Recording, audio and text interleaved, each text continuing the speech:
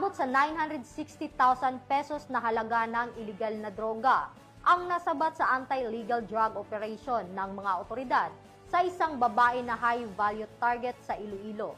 Nakatutok dyan si Patrolwoman Charmaine Balunsat.